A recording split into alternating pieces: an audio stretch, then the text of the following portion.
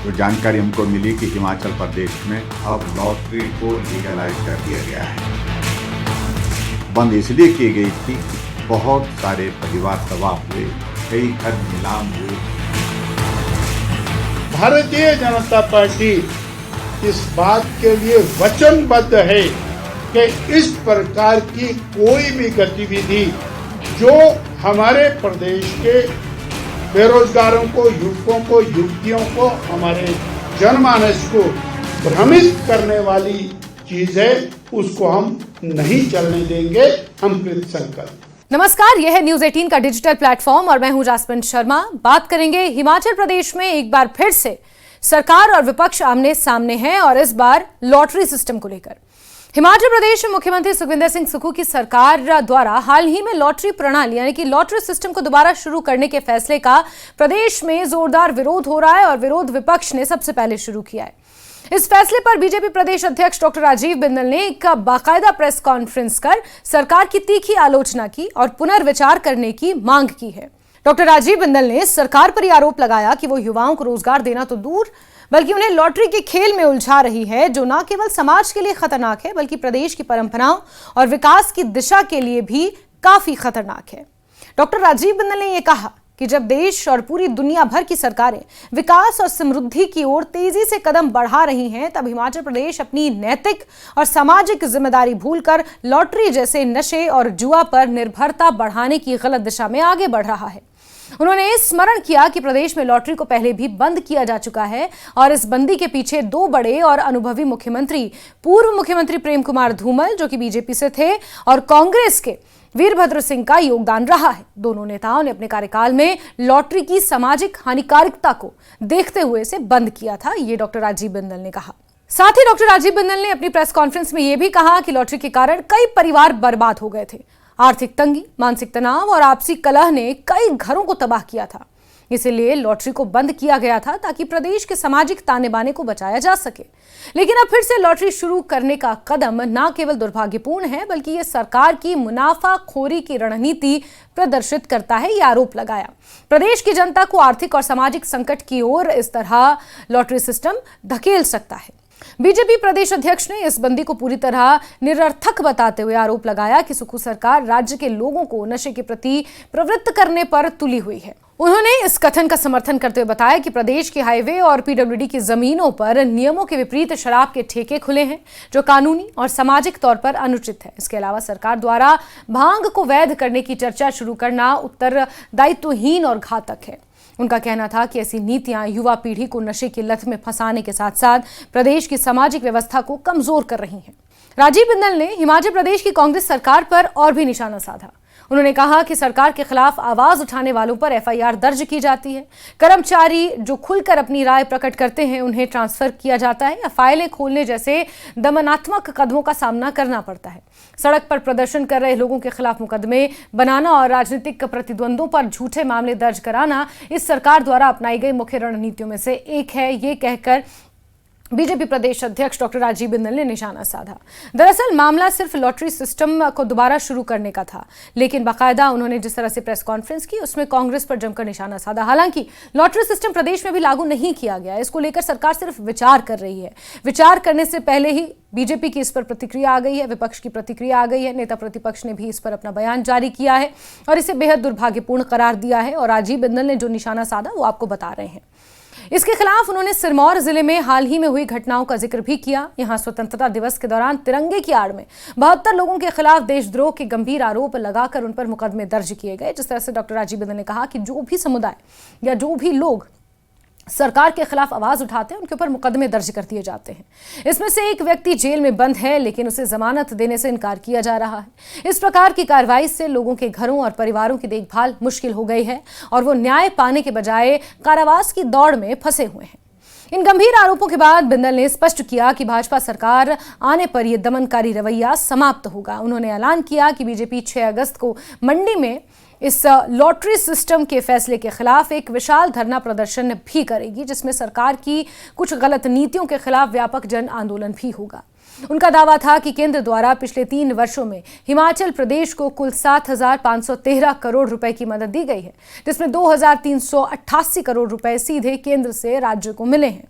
ये धन मनरेगा, सड़क पुनर्निर्माण और प्रधानमंत्री आवास योजना जैसे विकास कार्यों में लगाया गया है। इस वित्तीय सहायता के मद्देनजर प्रदेश सरकार को विकास के कामों पर ज्यादा ध्यान देने की जरूरत है, न कि लॉटरी जैसी असामाजिक गतिविधि को बढ़ावा देने पर। हालांकि सरकार की तरफ से अभी कोई आधिकारिक वर्जन इसका सामने नहीं आया है कि सरकार ने बीजेपी के आरोपों का कोई पलटवार किया हो या फिर बीजेपी के आरोपों पर कोई जवाब दिया हो। डॉक्टर राजीव बिंदल ने बीजेपी की भविष्य की योजनाओं को भी उजागर किया। उन्होंने कहा कि बीजेपी की सरकार बनने पर प्रदेश में लॉटरी व्यवस्था को पूरी तरह समाप्त किया जाएगा। इसके साथ ही वर्तमान सरकार द्वारा बंद किए गए लगभग 2000 संस्थानों को फिर से खोलने का उन्होंने वादा किया, जिसमें शिक्षा और स्वास्थ्य के कई क्षेत्रों के संयोजित संस्थान शामिल हैं। इसमें प्रदेश के सामाजिक और आर्थिक विकास में नया आयाम आएगा, ऐसा डॉक्टर राजीव बिंदल का कहना था। साथ ही साथ यहाँ ये कहना और देखना भी जरूरी है कि हिमाचल प्रदेश में लॉटरी का विवाद कोई नया विषय नहीं है। ये प्रदेश एक पारंपरिक और सांस्कृतिक रूप से समृद्ध क्षेत्र है, जहां आर्थिक और सामाजिक संरचना काफी संवेदनशील है। लॉटरी जैसे जुआ और नशे से जुड़े कारोबार ने गहराई से हानि इस प्रदेश में पहुंचाई है और यही कारण रहा कि दोनों पूर्व मुख्यमंत्री, जहां एक तरफ बीजेपी की तरफ से प्रेम कुमार धूमल तो कांग्रेस की तरफ से दिवंगत नेता वीरभद्र सिंह आगे आए और इस लॉटरी सिस्टम को हिमाचल प्रदेश में कई बार बंद किया जा चुका है। सामाजिक सर्वेक्षणों से पता चलता है कि लॉटरी पर निर्भरता परिवारों में आर्थिक दिवालियापन, पारिवारिक कलह और मानसिक तनाव को बढ़ावा देती है।